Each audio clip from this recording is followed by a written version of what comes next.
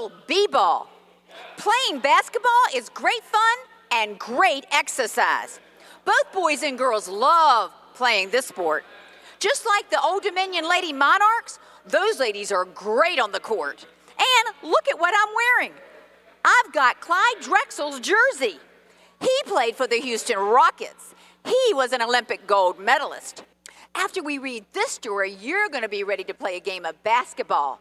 So be watching me because I'm going to be doing some fancy footwork on the basketball court. Join me for jump ball. Let's get started.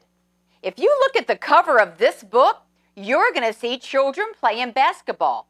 And you're going to see someone who's wearing a black and white uniform right in the center. He's the referee. This book was written by Nick Falchild and illustrated by Bill Dixon. Jump ball. This is a diagram of what a basketball court looks like. It's a rectangular shape. Basketball is fast and an exciting sport to play and watch. You can play it indoors or outdoors. All you need is a hoop, a basketball, and some of your friends. A team scores by shooting the basketball through the other team's hoop. The team with the most points at the end of the game wins.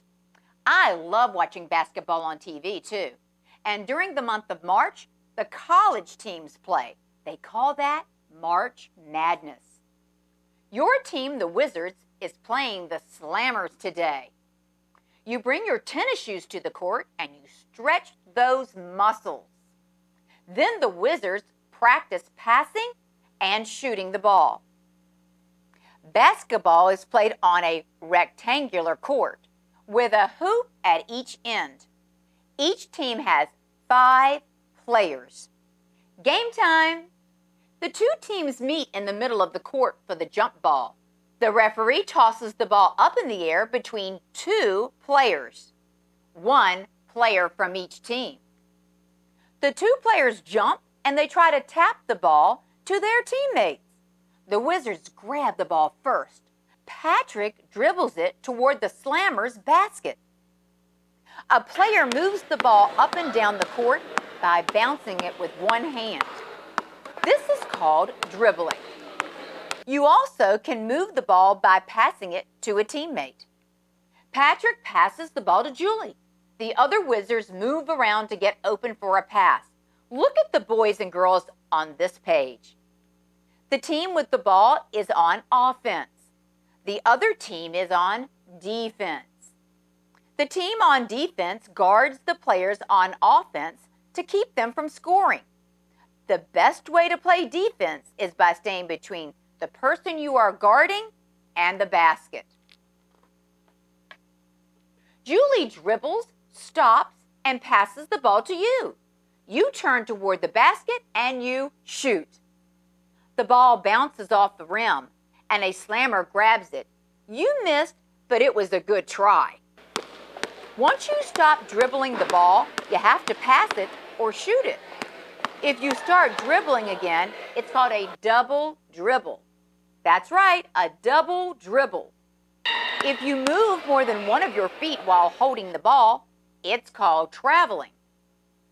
When you do either of these, the other team gets the ball. Now the Slammers have the ball. The player you're guarding dribbles closer and closer to the basket. As she's dribbling, you reach out and try to knock it out of her hand. You try to knock the ball away. When you play defense, you can steal the ball from the player who's dribbling. Make sure you don't trip or push the other player, or the referee will call a foul or violation. You pass the ball to Carlos, who dribbles it to the other end of the court. He passes the ball to Lisa by bouncing it on the floor. She dribbles toward the basket, but a slammer blocks her path.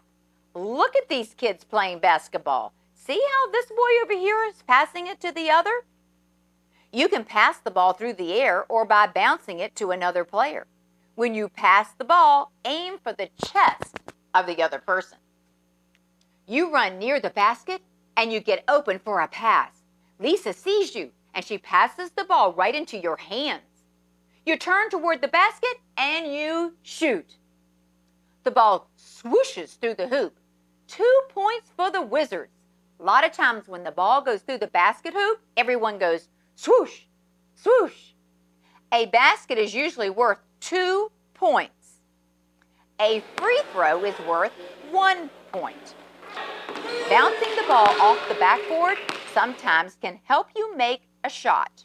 The slammers move the ball up the court and make a basket. There is less than 1 minute left in the first quarter.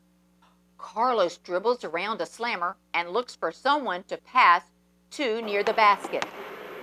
Practice dribbling with your left hand and with your right hand. Try to keep your head up. By looking ahead, you can see if your teammates are open for a pass. Carlos sees you under the basket. He throws the ball toward you. The seconds tick off the clock. 5, 4, 3. You jump up. You catch the ball. And you shoot. 2 seconds. 1 second. The ball drops through the hoop. Swoosh! That's the end of the first quarter, but there's lots more basketball to be played. Basketball games usually are divided into 4 quarters. Here's another diagram of a basketball court. This book has fun facts and a glossary. Wasn't this book great? Now you've got to get your tennis shoes on and get your friends together to play a little b-ball. It's great fun. But you know, I'd like to ask you some questions. I know you were great listeners. Maybe you can help me answer these questions. How many teams are there when you play basketball? Is there 1? Is there 5? Or is there 2? There's 2 teams. Very good. And do you know there's a gentleman or a lady who wears black and white? She calls fouls. She makes sure that everyone's going by the rules. What do we call that person? The referee. When you make a basketball shot, how many points do you get? 2 points. When there's a foul and someone gets to throw a free shot, how many points do you get? 1 point. Very good. Hey, thanks for helping me answer those questions. Do you know you got to get your friends together like I mentioned earlier and play your basketball. And don't forget, we've got story time again. Invite your friends to listen to another great story.